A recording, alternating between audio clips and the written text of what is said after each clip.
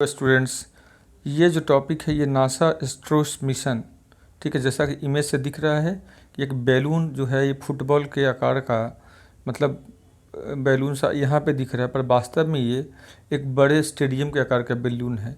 और इस बैलून के अंदर टेलीस्कोप को डाल करके, ठीक है, इसको भेजा जा रहा है ताकि अंतरिक्ष का बेहतर अध्ययन कर सके।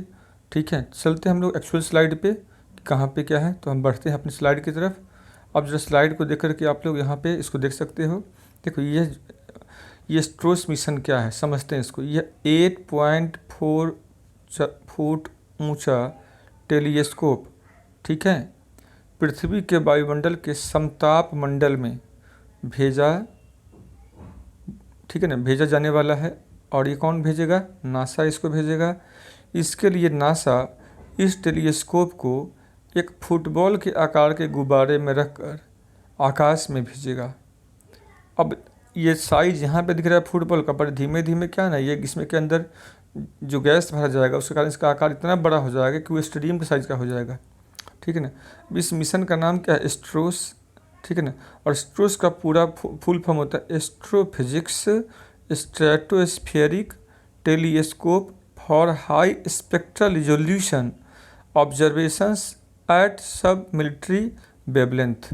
और इसलिए इसका नाम क्या है? एस्ट्रोस रखा है। इसका प्रबंधन नासा के जेट प्रोपल्शन लेबोरेटरी करेगा और इसका प्रक्षेपण दिसंबर 2023 में अंटार्कटिका से किया जाएगा। तो ये इसलिए मतलब अब ठीक है ना, कब होगा प्रक्षेपण? 2023 में होगा। कहाँ से होगा? तो अंटार्कटिका से होगा, ठीक है। और इसमें होने क्या जा रहा है? एक टेलीस्कोप को, ठीक है, एक बैलून या गुब्बारे के अंदर रख करके इसको स्ट्रेटोस्फीयर मतलब समताप मंडल में पहुंचाया जाना है, ठीक है। चलो अब अगले स्लाइड की तरफ बढ़ते हम लोग हैं। अगला स्लाइड है, ये जो टेलीस्कोप है ये बेसिकली ये इंफ्रारेड टेलीस्कोप है। और ये इंफ्रारेड नाम क्यों है? चूँकि इंफ्रारेड प्रकाश के का अवलोकन करने के लिए इसे, ठीक है ना, 1,30,000 फीट के ऊंचाई पर स्थापित किया जाएगा, ठीक है। इस गुब्बारे में हीलियम गैस भरी जाएगी जिसके बाद यह 150 मीटर बड़ा हो जाएगा, जो कि एक फुटबॉल के स्टेडियम के आकार जितना होगा। तो इसलिए मैंने कहा था जो इमेज देख रहा है ना, इसी से स्पष्ट हो जाएगा चीज़ें, ठीक है। अब देखो नासा का इस एस्ट्रोस मिशन का उद्देश्य क्या है, समझे। तो यह जो नए बने तारे के पास की जो गैसों की जो गति है, कोई तारा जब बनता है ना तो उससे पहले क्या होता है? गैस रूप में होता है वो। तो उस गैसों की गति और गतिविधियों को मापने का काम करेगा ये। तारा पहले नहीं बनता, तारा उससे पहले क्या होता है? प्रोटोस्टार होता है। उससे पहले क्या होता है? वो गैस का होता है। और उस गैस का जो गति है उसकी गतिविधि को मापने का ये काम करेगा, ठीक है। इस गुब्बारे में क्रायो कूलर भी होगा जो उपकरणों को बहुत ठंडा रखेगा। जो ऊपर जिसमें जाओगे तो टेम्परेचर क्या होगा? बढ़ जाएगा। तो एस्ट्रोस पहली बार अंतरिक्ष में 2 खास तरह के नाइट्रोजन आयन की उपस्थिति का पड़ताल भी करेगा, ठीक है। ये आयन वहाँ पाए जाते हैं, कहाँ पाए जाते हैं? जहाँ विशालकाय तारों और सुपरनोवा, ठीक है, एक्सप्लोजन से हवाएं निकलकर तारों के बनने वाले इलाके में गैसों के बादलों को फिर से आकार देता है, ठीक है।